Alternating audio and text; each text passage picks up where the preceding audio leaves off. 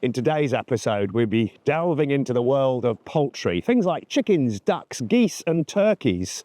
We'll be looking at the different breeds that we've got here at the Cotswold Farm Park, and at the end of this video, hopefully you'll have a good understanding of how rewarding it is keeping chickens and ducks, what kit you need to get started, the different breeds there are that might suit you, and then hopefully you'll be able to go away and consider what you're going to have at home, because they are wonderful little creatures. And if you enjoy the video, don't forget to like, subscribe and ring the bell, and that'll keep you up to date with everything that's going on the farm. Right, do you need a little run around?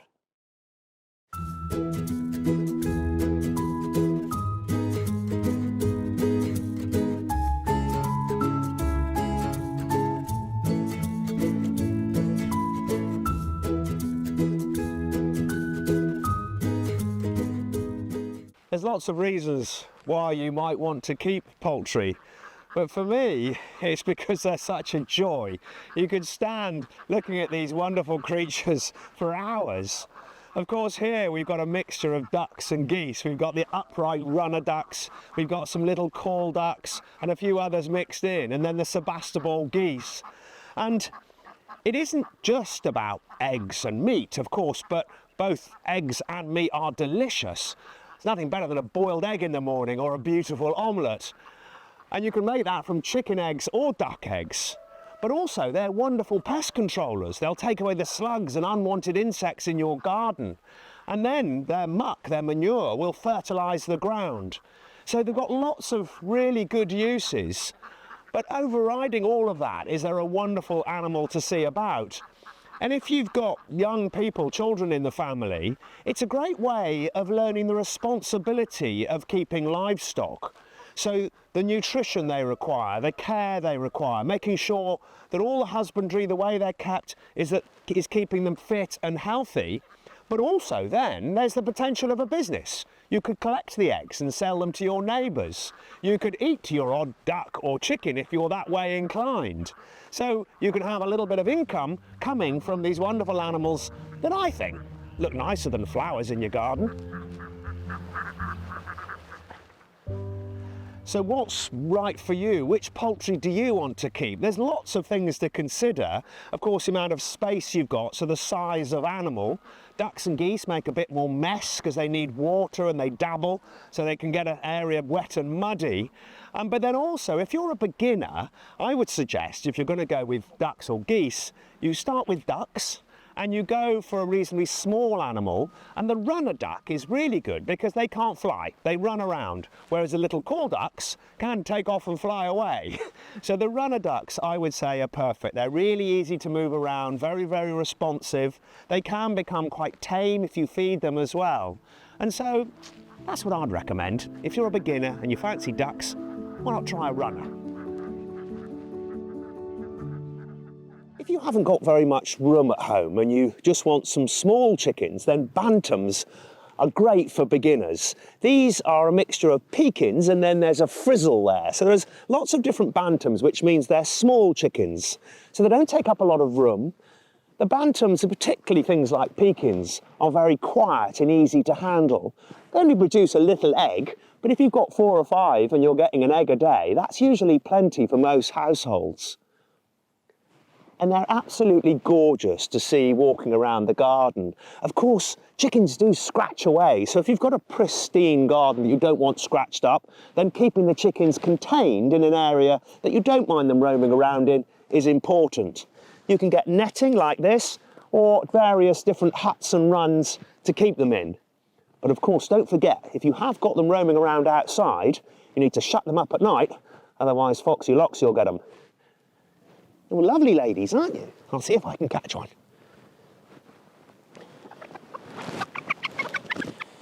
There you go. So this colour is known as partridge. You've got a grey one there, a speckled one. And when you're holding a chicken, what you can do is part your fingers like that, stick their legs in between your fingers, and then sit them on your hand. And they'll sit there nice and quietly. And of course then you can check them to make sure they're fit and healthy. You can feel their breasts where the meat is to make sure they're not too skinny. You can turn them upside down. check, make sure they haven't got any creepy crawlies on them, because they sometimes get lice or mites. And have a look at their overall health. What they need to have, this bit on the top of the head is the cone, and then the little bits on their chin is the wattles. And these need to be nice and bright and red, and their eyes need to be bright and clear as well. And that's a sign of good health. There you are, you're lovely, aren't you? Let me go and join your mates.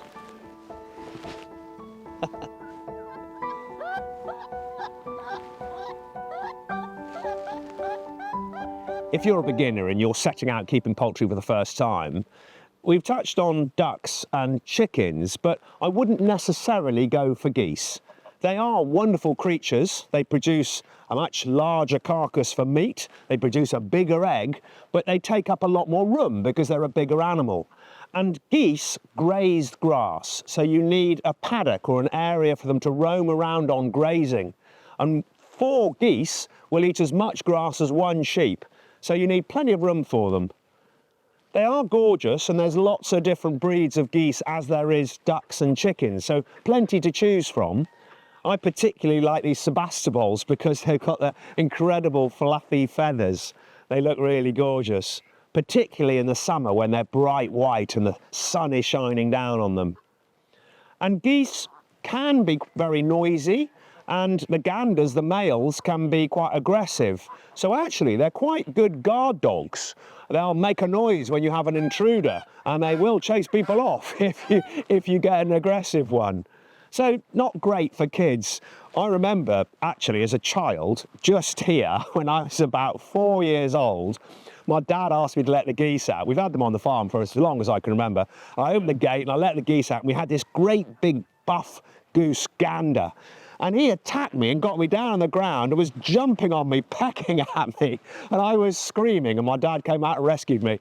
It's amazing I still like them, but I do still think they're gorgeous animals. So if you've decided what breed you want, of course, you need all the hutches and equipment to go with it. So let's take a look and I'll take you through what you require. Okay, so let's start off by talking about their food and the feeder. So if you're at home, the feeders come in various different sizes. So with lots of chickens, you need a slightly bigger one. If you've only got 3 or 4 chickens at home, you can have a smaller feeder. And what I do is just keep them off the ground a little bit, because chickens like to scratch. And what you don't want them is getting into the feeder and scratching all the feed out. They're made up of these little compartments so that the chicken can peck the food out of the little compartments all the way round. And the way a chicken eats is it brings its head back, focuses, because its eyes are on the either side of its head and it's got this beak in the way, looks at the food and then pecks forward. Focus, peck, focus, peck. So they'll peck the food out of the feeder. We keep them slightly off the ground as well to stop rats and things getting into them. So that's a really good feeder suspended from a beam. So you've got your feeder, but what are you going to feed your chickens on? So there's different foods depending on the age and the size of the animal. So there's chick crumbs, obviously for chicks, and then there's grower pellets as they get a little bit older. And then for layers, like we have in here, we have layers pellets, and I mix it up with some wheat. And they really enjoy it. So it's very, very simple. And if you need any advice, if you go to any of the farmers' stores, there's experts in there who can tell you which sort of food is best for the hens that you've got at home. So that's the food. Of course, like us, we need food and we need water, fresh water every day, available at all times. And so there are a whole array of types of drinkers that you can get. I've got an automatic drinker over there that's plumbed into the wall, or you can get them like this, that you pour in the water, and then as they drink it, it comes slowly down. So it can't overflow, but they can then drink the water all day long, and you just top it up on a regular basis. And if it gets stale or dirty, chuck it away and give them some fresh water. So you've got water and food. Then, of course, there's the bedding. So they like to scratch around on the ground. In here, because this is a big stable where we've got lots of the chickens from the farm park, while it's wet and muddy up there, we've got them here at the farm. We'll be putting them back up there for opening. And you can use various types of bedding. There's shavings like this, which is from the sawmill industry. Shavings are very good at absorbing moisture. Then there's straw, either wheat straw or barley straw, but wheat straw is probably the cheapest. If you've got a friendly farmer nearby, you can buy that from. And then one of the things that we use actually is some of our shredded paper as well, so you can use that too. The shavings and the straw is slightly nicer to use, but it's a very good way of recycling the paper. And then of course, once the straw gets mucky and dirty, you need to muck it out, put it into a little muck heap, a little compost heap where it'll rot down, really good fertiliser for the garden, and then freshen it up so they've got a nice, clean, fresh bed to walk around on. The other thing that chickens like to do at night is, of course, perch. They like to get up off the ground, just like a wild chicken would have done. All poultry came from the jungle fowl. And the jungle fowl, as the name suggests, lives in the jungles. And they roam around on the jungle floor during the day, and then they'll fly up into the branches at night. And chickens naturally want to go to roost. And so what we've got over there is an old horse jump for the chickens to roost on. You can see a hen sitting on it. But anything you can build to get them off the ground so they feel safe. It's about providing the birds with all the things that they require to exhibit their natural behaviour. It's also a good place to have if they can go for a little dust bath. Put a little sandy box in the corner of the shed where they can get in and dust bath. And then the other thing they need in their food is grit. So chickens have got gizzards, and they eat the grain or the pellets, goes down into their gizzard, and in that they need little bits of grit to grind up the food. It's this muscle as part of their digestion system. So what have we got? We've got our food, we've got our water, we've got our bedding, we've got a dust bath, we've got a roost for them, and then the other thing, of course, is somewhere for them to lay their eggs.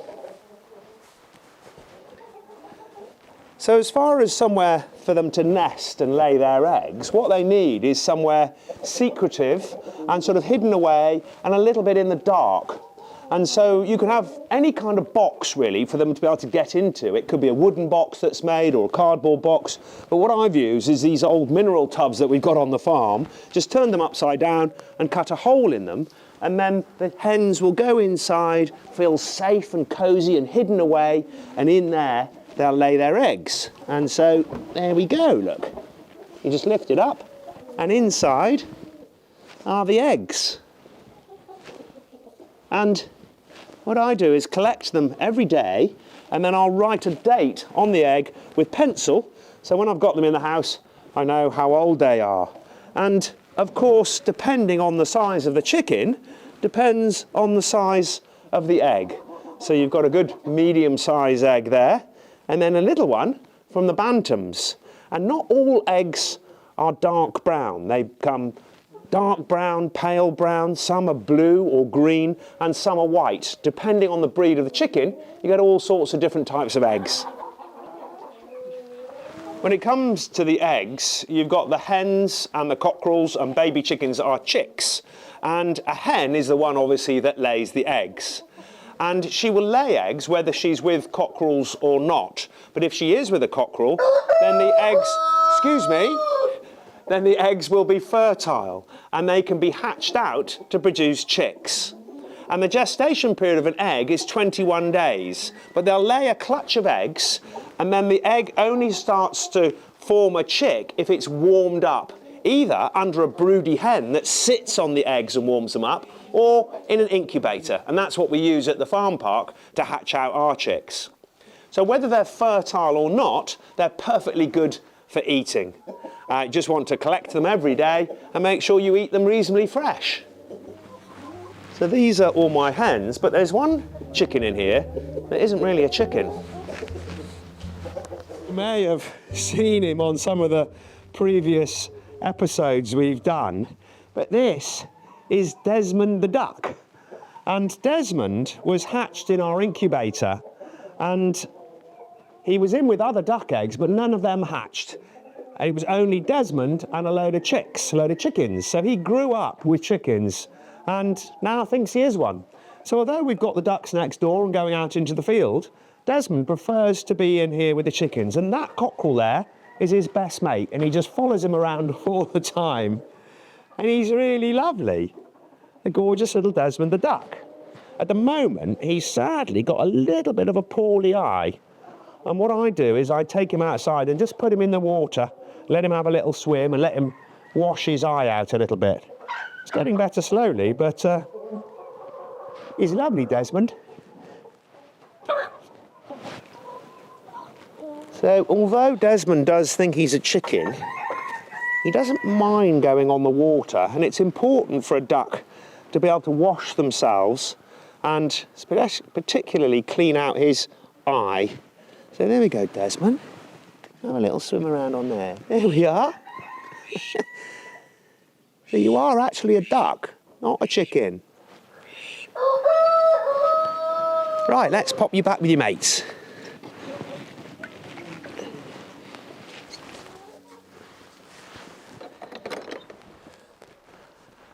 Well, I hope you've learned a thing or two about keeping poultry, and once you've chosen the birds you want to keep, here are some top tips. Make sure you keep them clean and healthy in a good, secure coop that keeps them away from predators. You don't want the fox getting them at night. And then, of course, clean, fresh food and water at all times is absolutely essential. So there we have it. Why poultry are a wonderful addition to any garden. Some ideas of which ones you want to keep if you're a beginner, some top tips on how to look after chickens, and if you've got any comments, just leave them in the comments box. You happy? We got it all covered? I think so.